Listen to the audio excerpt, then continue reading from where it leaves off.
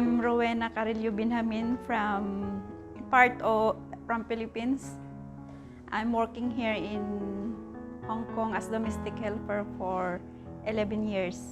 Yeah, my name's Grant Sutty. I'm from Edinburgh in Scotland, and we have been in Hong Kong now for over 10 years. Help for Domestic Workers was established in 1989 by a barrister called James Collins.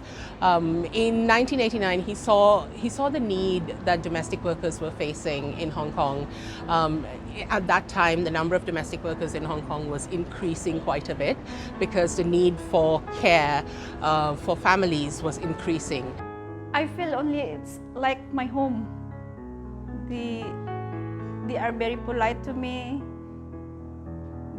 They are very understanding. I'm very close with the kids. Because you help to raise them partially, right? Because yes, you spend probably the most time with them yes, as a parent. because they are full working. The Grant and Maggie, they are full time to their work, so I'm always with the kids. I mean, they were, as I say, they were 3 and 5 when well, 4 and 6 actually by the time Rowena joined us. So they were still very young, and so Rowena, whilst me and my wife both worked, Rowena kind of looked after them during the day when they were not at kindergarten or at school. So and then was there to pick them up, feed them, get them ready for bed, and with both me and my wife working for Western Banks. Both of us have to work late into the evening, and so having that trustworthy individual back home was ever more important. So it was she had a massive impact directly as soon as she arrived. I think domestic workers are a very important segment to Hong Kong. As I said, there's 355,000 domestic workers in Hong Kong, and there was a research that was conducted in 2019 which found that domestic workers make a contribution to Hong Kong's economy of 12.6 billion annually, and that's done through direct and indirect contributions. There was a research done recently in 2021 where it was found that 110,000 women go back to the workforce because of domestic workers. So these 110,000 women may not have gone back to the workforce if not for the fact that they had domestic workers at home taking care of their children, taking care of the elderly, which means that families have dual incomes because of the fact that there are domestic workers. They treat me like a family. That's why Cameron tell me I'm her second, his second mom. Really important because we are far from our family, and then if our employer is not good to us, so it's really hard to work. She's very calm a lot of the times.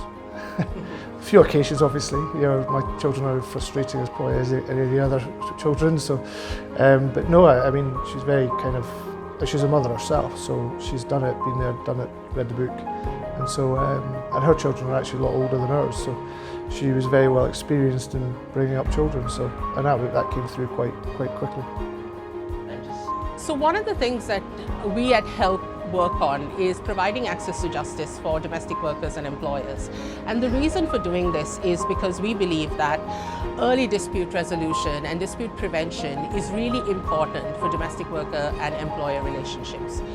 Why do we say this? When there's a dispute between a domestic worker and an employer, it impacts not only the domestic worker, it impacts the employer as well, and it impacts the employer's family.